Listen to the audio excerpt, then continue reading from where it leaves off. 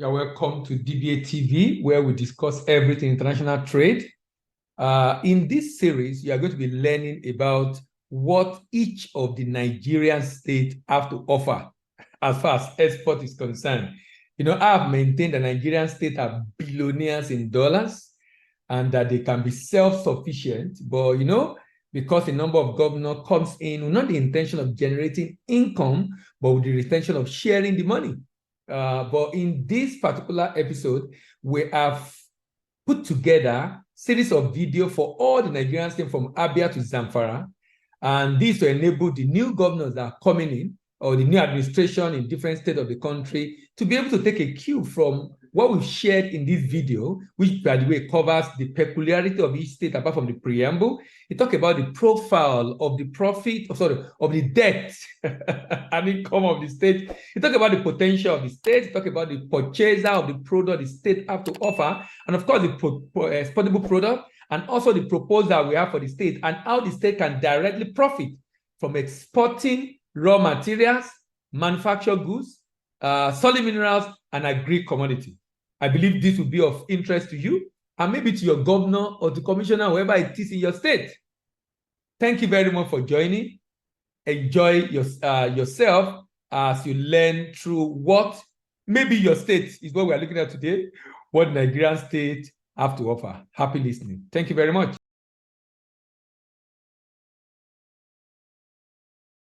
All right, as usual, every week, for every state we have reviewed, we look at the preamble, then peculiarities, then profile, then potential,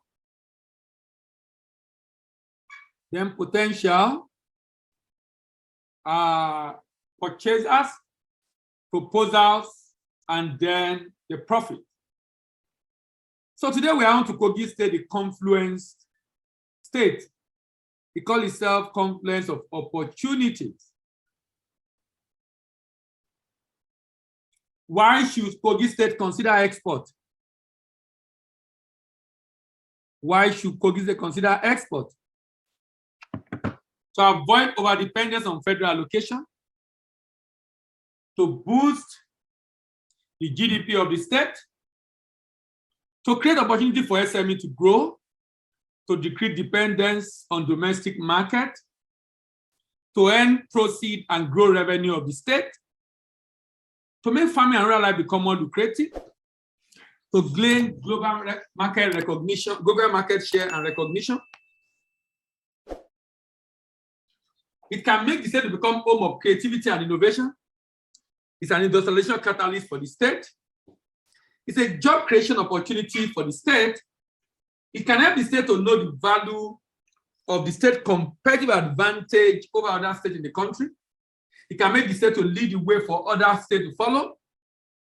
And Kogi in particular have a lot of opportunity because of the combination of up the northern and southern part of country together within the state.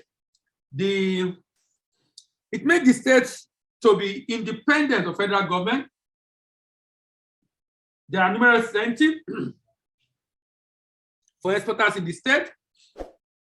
There's opportunity to maximize, create opportunity to maximize the indigenes abroad. You know, this is the era of Japa.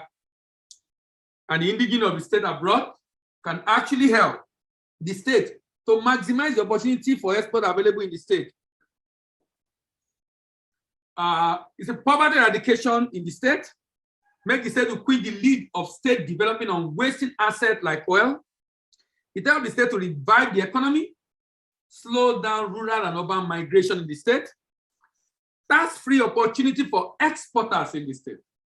That's free opportunity for exporters in the state. And also help the state to utilization of the idle capacity of the companies in the state. Utilization of idle capacity of the companies within the state. It helps to boost the viability of the state. A number of states in the country are said to be unviable. They are not viable to the extent that they depend only on federal allocation without finding a creative way for them to generate their own income. Wealth creation for the citizen of the state. It helps to extract potential of product found in the state. It helps the state to yearn for more improvement because of competition And of course, the state can zero in on the area of strength. What do you see in Kogi today? Do you see flood? Do you see the flood currently ravaging different parts of the state? What do you see in Kogi today? Do you see unemployment? Of course, there are unemployment. And I'm going to show you the data. But is that the only thing you can see in Kogi State?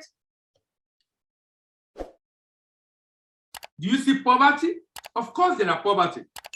But is that the only thing you see in Kogi State? There is frustration. Of course, there is frustration. But is that the only thing you see in Kogi State? But I choose to see the opportunities in farming within the state, opportunities in mining. That's why we have the Obajana cement in that state. The level of limestone is so huge that Dangote had to set up the Obajana cement right there in Kogi State. Right there in Kogi State also you have the steel company. The steel company is in Kogi State because of the level of iron ore within the state. Because of the level of iron ore within the state. Mining, opportunities in mining, opportunities in population, and opportunities everywhere. All right. So let's look at the peculiarity of Kogi State. Peculiarity of Kogi State. Kogi State was carved out of Kwara and Benue State in August 27, 1991 by Babangida regime. The area which today formed Kogi was a colonial formation then, and it was known as Kaba Province. Kogi State is made of Igala, Kaba, Ebira, and Kogi division of the former Kaba Province. It is the most centrally located state in the country and share boundary with Plateau State, with Niger State, with the FCT to the north, Benue and Anambra to the south, and to the west, Ondo, Kwara, Edo, and Enugu State. Located in North Central, occupied 29,000 square kilometers, Kogi State is the most centrally located of all the states of federation, are comprised of Igala, Kaba, Yoruba, and Ibira. It shares common boundary with different states. To the east, like I said, Benue. Now, Kogi State is properly called the complex state due to the fact that River Niger and River Benue meet. You remember in geography, River Niger and River Benue meet in Lokoja, which is the capital of Kogi State. The state land area, 27,000 square kilometers. Capital is Lokoja. That's 21,000 LGAs, local government area. Population of 4.7 million people. Vegetation is tropical savanna. But look at the crops from this state. From cassava to rice, to cashew, to coffee, to cocoa, to palm oil, to groundnut, to maize, to yam, and to melon. Solid minerals in the state include limestone, iron ore, marble, gemstone. There are 4 agricultural zones in the state: Ayetorobede, Ayingba, Kotonkafi, and Aloma. Let's look at this state very well. What are the competitive advantage of Kogi State? Competitive advantage of Kogi State. 58% of cashew trees in West Africa is located in Kogi State. 58% of cashew trees in West Africa. 58% of cashew trees in West Africa is located in Kogi State. And we're going to be looking at the opportunity in cashew nut export as a means of generating revenue directly for Yaya Bello in Kogi State. Well irrigated for all year farming, connected to 10 states, confluence of the 2 greatest rivers that run across Nigeria, pure deposit of iron ore in Itakpe. Remember, that's why you have the steel there. 70% of palm oil produced in Nigeria is produced from the Eastern Senatorial District of this state. So this state have opportunity with palm oil and cashew nuts. 58% of the trees of cashew in West Africa is in Kogi State. 70% of palm oil produced in Nigeria is produced from the Eastern Senatorial District of Kogi State. Is that not interesting? This is the state that have not paid salary for many, many months. And I heard recently that the governor is even saying he will deal with anyone that criticizes government. Now, our governors are so interesting set of people, sincerely. I mean, it's just interesting when you hear some of our governors speak. Investment opportunities in cassava, fisheries, iron ore, marble, tourism, gemstone, mahogany, cashew, rice, and of course, in limestone. These are all different opportunities that is existing in Kogi State. Kogi State is a highly blessed state. And like I've maintained in every episode of this program since we started, that the challenge is not really the state in terms of resources. The challenge is the managers of these resources who really have not even managed anything themselves. You know, can you imagine someone that have not managed a business, a small shop, and the person will have to manage a whole country? You know, I was listening to a particular, I think it was a political science professor in the US recently, and he was saying, look, for you to become anything in the US, you need a certification. As a plumber, you need a certification. As a doctor, you need a certification. As an engineer, you need a certification. As a nurse, you need a certification. As a lawyer, everything. He said the only profession you don't need certification is politician. And he was saying, how on earth should we ensure there is certified professional in almost every area of our life, but the most critical one, which is the politics that determine the way we live and how we run our life, there is no certification for the people that run it. So the implication of that is just anybody can get into office. He will do everything to get there, but when he gets there, he will begin to tell us reason why he cannot perform. Tell us reason why he's unable to do what he's hired to do. It's election season. It's time to ask the governors of different states, using some of the questions we have asked in this video. How will you generate revenue? You will build schools, you will build roads, you will do something. How will you generate revenue? How? How? Give us the how. Don't just tell us what you will do. Tell us how you will raise the money. Tell us how you will raise the money. Out of the working population of this 3.4 million people, 1.4 is not in labor force. That's about half. It's not in labor. That's even less than half. Less than half, actually. Not in labor force. Not in labor force. And when they say people are in labor force in Nigeria, please note, there are in the labor force, there are employed and underemployed. Other employees not having to do with what the person earns, even if he earns 5,000, 10,000 naira. What is important is he's not spending up to 8 hours in a day. That is underemployment. So underemployment is not defined by what the person earns, it's defined by how much time the person is engaged in a day. Let's look at the profile of this state. The IGR of this state has been growing. As of 2017, 2020, it was 17.36. FAC also was 56.8 billion. This state together is earning about per annum, by the way, is earning about 73 billion naira in a year. The debt stock of this state is about 79 billion naira, 79 billion naira. Let's dig deeper. This state is one of the states that is said to be not viable. And I'll tell you why. Do you notice that operating expense of this state is 82% of its income? But if you check the income, 76% of the income of Kogi State is from federal government. Only 23% of the income of Kogi State, only a meager 23% of the income of Kogi State is generated internally. A good chunk is generated externally from Abuja. But when you look at the recurrent expenditure, you will realize that this state cannot even use its IGR, cannot pay its recurrent expenditure. The IGR is just 17.36 billion, but the recurrent expenditure, talk less of capital, don't even talk about capital. Recurrent expenditure, 66.7 billion. Beat that. 66.7 billion. Let's see what budget have to say about this state. According to budget report of Nigeria, the state is home to where the nation's two longest rivers meet, flow very briefly to one rank above its former position in 2021. The state weaker performance index moving from 29 in 2020 to 28.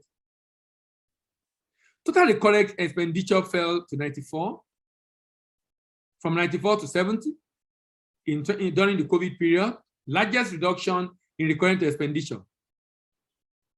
Subcomponent happened to be social benefits subhead, which declined by 59%. Kogi has recorded a significant shrinkage in its capital expenditure. Capital expenditure was reduced by a whopping 50%. 50%. This translates to a very low capital expenditure per capita, which is, and it is 2,785, which is less than 1/4 of a national average per capita of 8,000. It has the third largest spender on capital expenditure in 2020 across the federation, outdone only by Taraba and Benue. Kogi grew its internal revenue by 5.91% from 1999 to 2020. Looking at the component performance of the state IGR, one observed that the bulk of revenue came from payee. So it's the people working that are paying. The state is not generating a lot of IGR for itself. The next largest component came from other taxes. Its IGR per capita of 3,441 was also low compared to national average. Considering the state recurrent revenue structure, and overdependence on federal allocation is evident, not just in Kogi State, sincerely in many states of Nigeria. Only few states can boast of survival without Abuja, even though they have been endowed. Even though they have been endowed. Even though they have been endowed. This state has what it takes. Just from two products we have talked about, palm oil and cashew. This state definitely has the state. Has what it takes. But the question is, the leaders in the state do not see this as an option that is worth considering or that is worth exploring.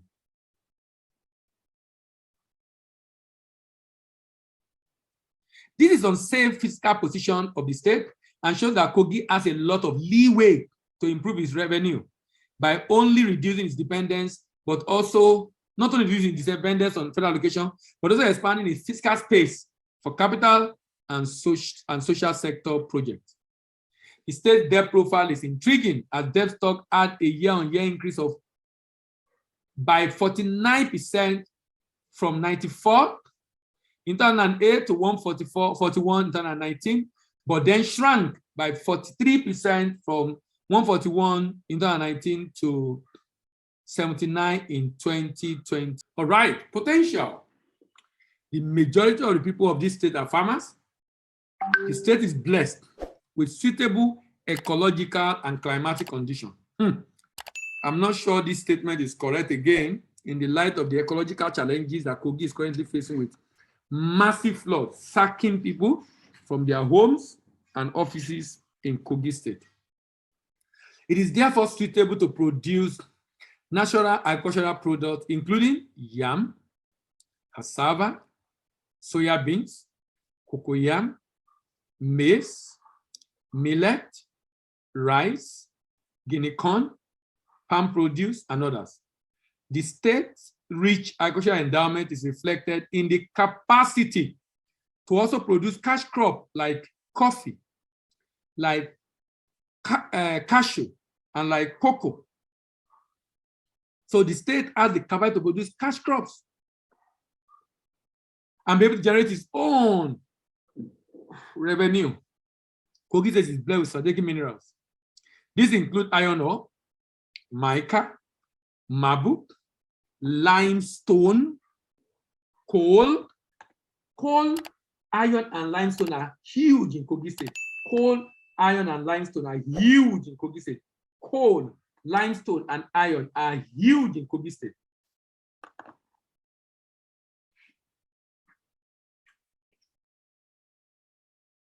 Others include gold, kaolin, columbite, tantalite, feldspar, dolomite. Significantly, the nation premier iron and steel complex is located in Ajaokuta. I've mentioned this Ajaokuta steel rolling mill. And the reason is simple. Just because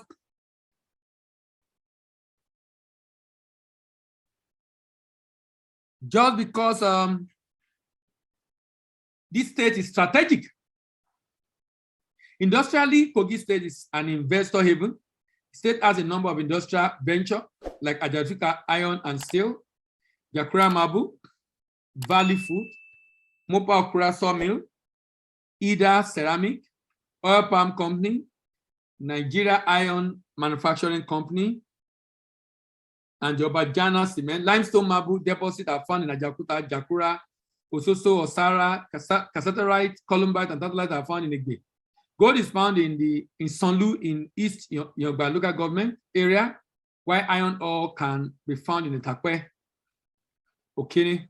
The proximity of the state to the new federal capital territory and its rich mineral and agricultural resources will certainly turn the state into a leading commercial center for Nigeria in future. Remember, major crops: cassava, rice, cashew, coffee, cocoa, palm oil, groundnut, maize, yam, and melon. And solid minerals: iron ore, limestone, marble, coal, and gemstone. Can we check some of these products out? Let's check out some of the products. Let's see exactly the opportunities. We want to check the purchasers. Who are those that buy the product that Kogi State produce, and what is the volume they are actually buying? Let's start with corn. Kogi produce a lot of corn, and the market size for corn in the world is 36.3 billion dollar.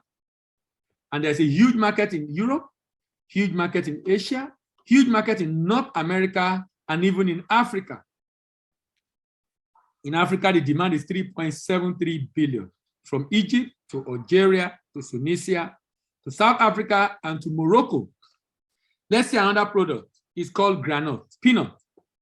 The market size is $3.19 billion, with a huge market in Asia, from China to Indonesia to Vietnam, a huge market in Europe, Netherlands, Germany, Russia, United Kingdom, Spain, and France, huge market in North America, Mexico, and Canada, and even in Africa. What is the market size in Africa? $171 million. Algeria, South Africa, Tanzania, Kenya, Rwanda, Libya are the major buyers of groundnut in Africa. Then rice. $24.7 billion. There's a huge market in Asia. Iran, China, Saudi Arabia, Philippines, Iraq, Japan, Turkey, South Korea, Nepal, UAE, Malaysia, 24.7 billion. Even in Africa, huge market, North America, and of course in Europe. In Africa, about $6 billion market. 1/4 of the rice consumption in the world is consumed by African population. 1/4, a quarter rather, 25%. Out of the $24 billion, about 6 is imported by African countries. Benin, Cote d'Ivoire, Ghana, South Africa, Cameroon, Senegal, Egypt, Mozambique, Togo. Then cashew nut, 7.46 billion. Where is the market? Vietnam, India, China, Germany, Netherlands, United States, United Kingdom, Spain, Italy. These are the major buyers, and the market is 7.46. And in Africa, $83 million. Ghana, South Africa, Egypt, Tunisia, Algeria, Togo, and Morocco. Then we have coffee. Coffee. Look at the market size of coffee, by the way.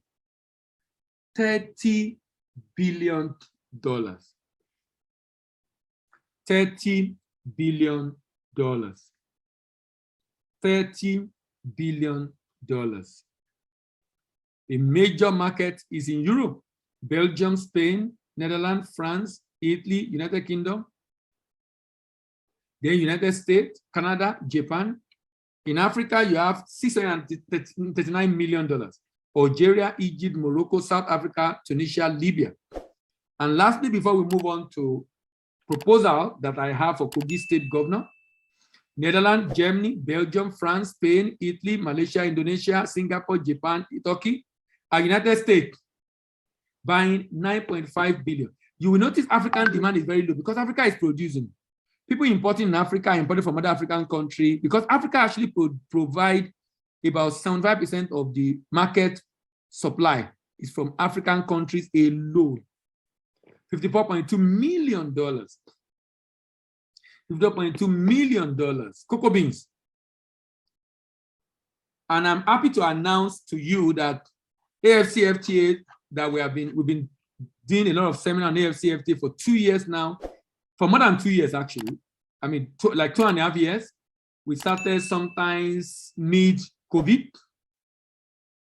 And I'm happy to announce that the AFCFTA first transaction under the guided trial trade has taken place between Kenya and Ghana. The first payment that will make me pay in Naira and the other party get currency of his country, or they will pay in their own currency and I'll get Naira in Nigeria under the Pan-African Payment and Settlement System. The first transaction has also taken place between Nigeria and Ghana. Ghana is in the center of everything. Ghana is hosting the secretariat. So Ghana is in the forefront of everything AFCFTA. So we have had the shipment of $77,000 worth of battery. It was shipped by sea from Kenya down to Tema Port in Ghana, was safely cleared under using the agreement protocol, and everything has sailed through. You know, we had a program on radio yesterday, and I interviewed the secretary, the executive secretary of the committee, the national body set up by the federal, by the president actually, on the FCFT, and he said they are also under pressure to ensure that they also begin to ship. So they are awaiting approval of the process of exportation from Nigeria. The step-by-step process of how export will work in Nigeria is currently, under AFCFTA, is currently being finalized. Immediately it's out, then we will be able to know how we are going to deal under the African Continental Free Trade Agreement. But in the meantime, the good news is AFCFTA is a reality, guys. AFCFTA is a reality. You know, some people are very skeptical about this program. They think, it will not happen. Is it not Africa? Is it not this? Is it not that? But now, it's important for us to know that AFCFTA is now a reality. So what is my proposal for the Kogi State government? What is my proposal for Kogi State government on how Kogi State people can maximize the potential of this market under AFCFTA? Herein is my proposal for the government of Kogi State. First, I'll talk about the proposal, then I'll talk about the profit. And by proposal, I basically mean, how can the state benefit? That's what I mean by proposal. How can the state benefit? How can the SMEs in the state benefit actually? How can SME in the state benefit? I want to look at this chart. This chart basically shows a major defect in the way we operate our value chain in Nigeria. Typically, for most value chain, the production, the harvesting, the shipment, the primary harvesting and transport, the primary production and processing, secondary processing and packaging, marketing and sales, logistics and payment and distribution, all of them being handled by SMEs. Sometimes not just SME, the same SMEs. Is that not interesting? sometimes not just SME, the same SMEs. The same SMEs. This is interesting because it makes that sector not to be able to grow.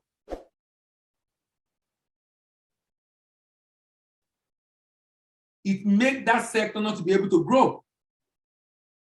It's creating efficient value chain operator, low processing capacity and low output, few job creation, low quality and packaging, high cost of production, non-competitive product in the export market. Why? For one singular reason. Just for one reason. And what's the reason? Because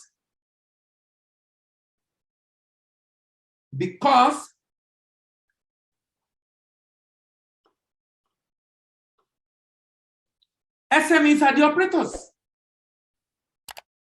And sincerely, this is a big challenge. This is a big, big challenge for the success of the African Continental Free Trade Agreement. It's a big challenge for export. So what is my recommendation? Here is my recommendation. Here is my recommendation.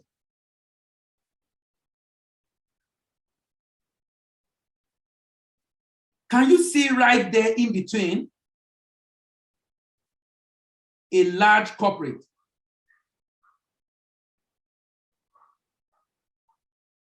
A large corporate.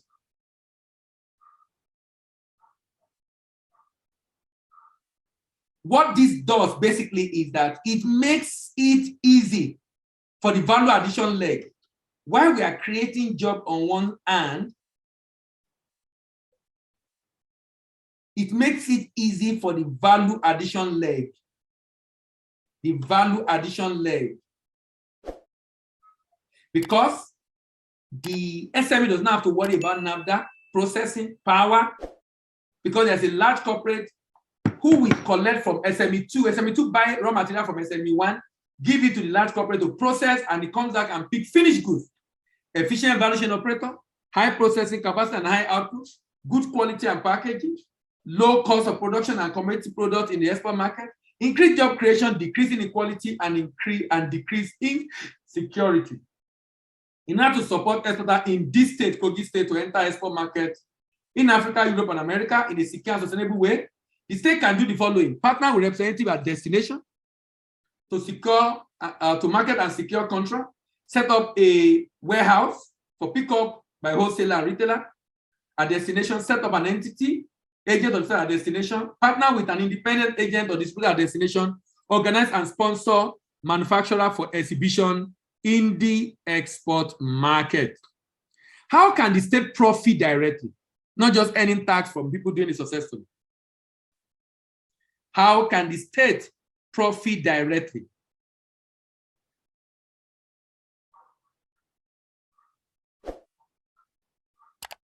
How can the state profit directly? I want you to look at this chart. This is assuming, there's an assumption here, and the assumption is that this state decides to use half of its arable land to do cashew nut at yield of 0.8 metric ton per hectare.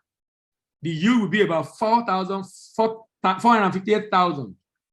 If we use an export price of 1.5, that means we can generate $685 million from sales of cashew nuts.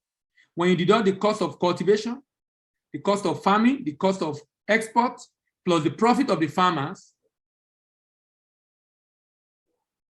you can have about 214 billion, plus the IGR of the state, 217 billion, that's about 232 billion. So at the end of the day, you can have a situation where this state can make so much money from the export of raw cashew nuts. How will this be made possible? The state partner with company, a private company to set up a company, a new company. The state fund this SPV. The SPV form cooperative to farmers to go and farm, give them support, seedlings, training, and the like, and then give farmer guarantee that we will buy this cashew from you every year when you harvest, and have a collection center to collect from the farmers. This can be done for palm oil, another product that have not really have huge demand in the state or production in the state, because cashew nut is already a very common trade in this state. As we provide training, input, and support to farmers, provide collection center for harvest, clean up processed product for export, source for buyers, do documentation and shipment, present document to the buyers bank for payment, receive payment, pay the farmers, and share the proceed with the government. The impact of the suggested model for a state government goes beyond generation of revenue. It has humongous impact on employment generation and increased economic activity in the state. This, in my opinion, is a more effective, efficient, and enduring model for diversifying the economy of the state. This model can also be replicated by federal government at the federal level, especially for the exportation of solid minerals. All right, thank you very much for joining today. See you next week and have a wonderful weekend. Bye-bye.